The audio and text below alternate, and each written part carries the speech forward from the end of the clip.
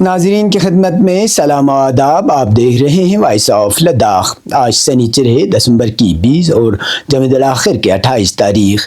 آج کی تازہ ترین خبروں کو لے کر میں سعید ہاشم رضوی حاضر. ناظرین سے گزارش ہے کہ تازہ ترین خبروں اور حالات و واقعات سے باخبر رہنے کے لیے ہمارے چینل کو سبسکرائب کریں اور خبریں آخر تک ضرور دیکھیں. آپ دیکھ رہے ہیں آپ کا پسندیدہ news channel voice of Ladakh.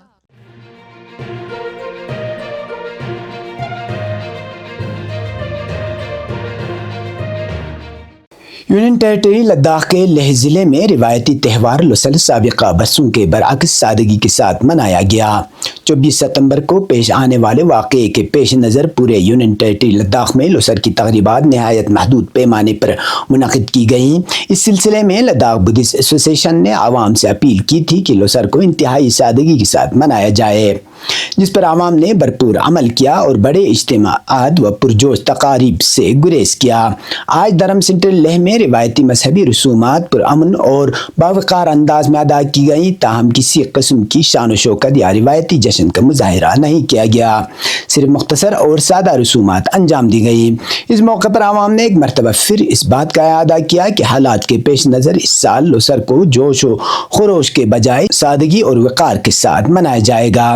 لوسر کی سادہ تقریبات عوامی یکجہتی، ذمہ دارانہ رویے اور روایات کے احترام کی عکاس قرار دی جا رہی ہیں.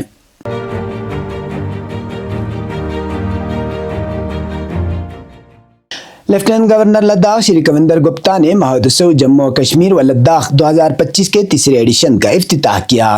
اس موقع پر انہوں نے کہا کہ مہوتسو مقامی ثقافت، نوجوانوں کی صلاحیتوں اور خود انحصاری کو فروغ دینے کے ساتھ قومی یکجہتی کو مضبوط کرتا ہے. ایل جی نے کہا کہ وزیر اعظم نریندر مودی کی قیادت میں لداخ تیز رفتار اور ہمگیر ترقی کی راہ پر گامزن ہے اور صاف توانائی، سیاحت اور بنیادی ڈھانچے کے شعبوں میں تاریخی اقدامات کیے جا رہے ہیں. انہوں نے ملک بھر کے عوام کو لداخ آنے اور اس کے قدرتی حسن و ثقافتی ورثے سے لطف اندوز ہونے کی دعوت دی ہے.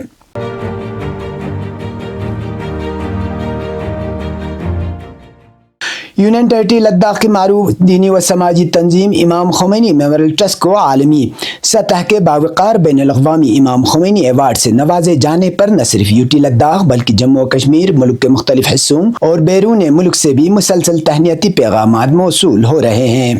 مختلف سماجی، دینی اور فلاحی اداروں نے اس اعزاز کو خطے لداخ کے لیے باعث فخر قرار دیا ہے.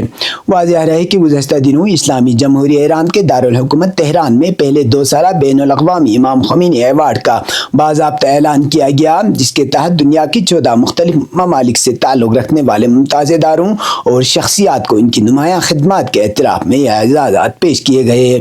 اس تقریب میں ضلع کرگل سے تعلق رکھنے والے امام خمینی میموریل ٹرسٹ کو بھی اس باوقار ایوارڈ کا مستحق قرار دیا گیا.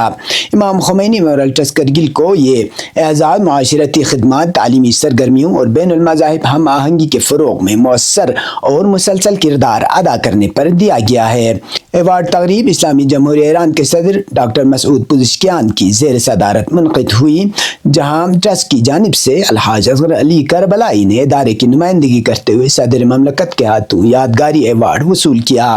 قابل ذکر ہے کہ امام خمینی میموریل ٹرسٹ گزشتہ 4 دہائیوں سے نہ صرف ضلع کرگل بلکہ ریاستی و علاقائی سطح پر بھی علمی، سماجی اور معاشی خدمات انجام دے رہا ہے، جس کے باعث یہ ادارہ عوامی اعتماد اور سماجی خدمت کی ایک نمایاں مثال بن چکا ہے.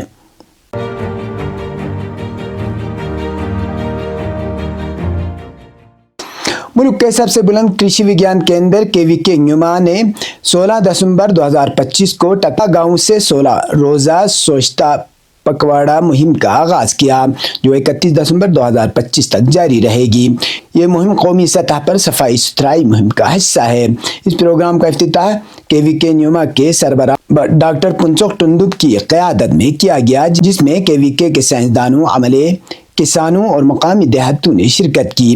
افتتاحی دن شرکاء نے صفائی اور حفظان صحت کو برقرار رکھنے کا حلف لیا.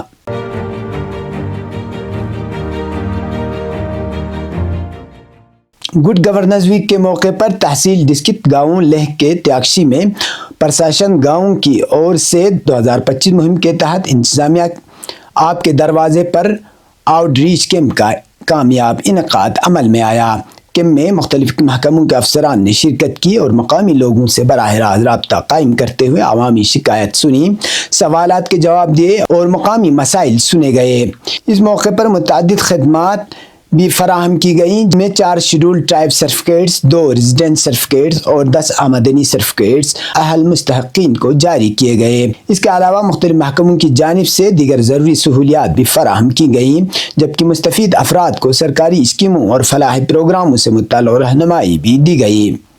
اب پیش قومی اور بین الاقوامی خبریں۔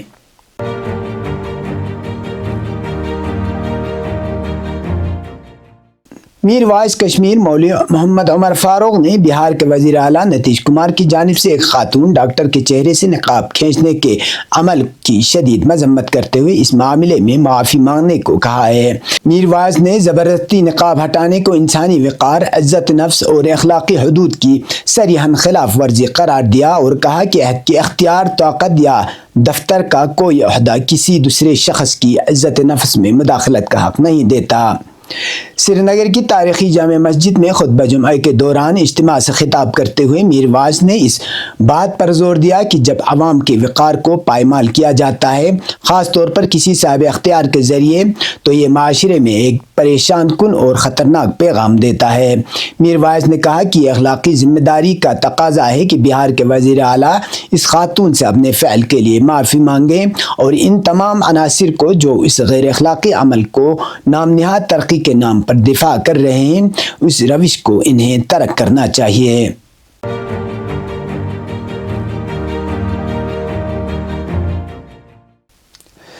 شام کی سرکاری خبر رساں ایجنسی سنا کی ایک رپورٹ کے مطابق سیونی قابض فوج کا ایک یونٹ، جس میں ایک بختربند گاڑی، ایک ہیمپر گاڑی اور 2 ہیلکس گاڑیاں شامل ہیں، قنطیرہ شہر میں داخل ہو گیا۔ سنا کے مطابق قابض فوج میں العالم اسکوائر میں 15 منٹ کے لیے ایک عارضی چوکی بھی قائم کی اور اس کے بعد قنطیرہ کے شمال مشرقی مضافات میں واقع گاؤں سمدانیہ سے کرم جبہ کی پہاڑیوں تک پیش قدمی کی۔ قابض سیونی فوج نے گزشتہ روز بھی قنطیرہ کے جنوبی مضافات میں کئی دیہات اور قصبوں میں دراندازی کی تھی۔ اسرائیلی حکومت اپنی جارحانہ پالیسیوں کے تحت 1974 کے معاہدے کی خلاف ورزی کرتے ہوئے قنطیرہ اور درعا کے دیہی علاقوں میں دراندازی اور شہریوں پر حملے جاری رکھے ہوئے ہیں۔ شام مسلسل اپنی سرزمین سے قابض اسرائیلی افواج کے انخلا پر زور دیتا آیا ہے اور اس نے عالمی برادری سے مطالبہ کیا ہے کہ وہ غیر قانونی اقدامات روکنے کی غرض سے اپنی ذمہ داریاں پوری کرے۔ بشار الاسد کی حکومت کے خاتمے کے بعد اسرائیلی حکومت نے شام پر متعدد بار جارحیت کی ہے، جو بین الاقوامی قوانین، اقوام متحدہ کی متعلقہ قراردادوں اور دو طرفہ معاہدوں کی صریح خلاف ورزی ہے۔ شام کی عبوری حکومت نے اسرائیلی جارحیت کی مذمت کی ہے اور عالمی برادری سے اس کی فوری روک تھام کا مطالبہ کیا ہے۔ یہ تب تک کی خبریں، اسی کے ساتھ مجھے اور میرے ساتھیوں کو دیجیے اجازت۔ اللہ حافظ۔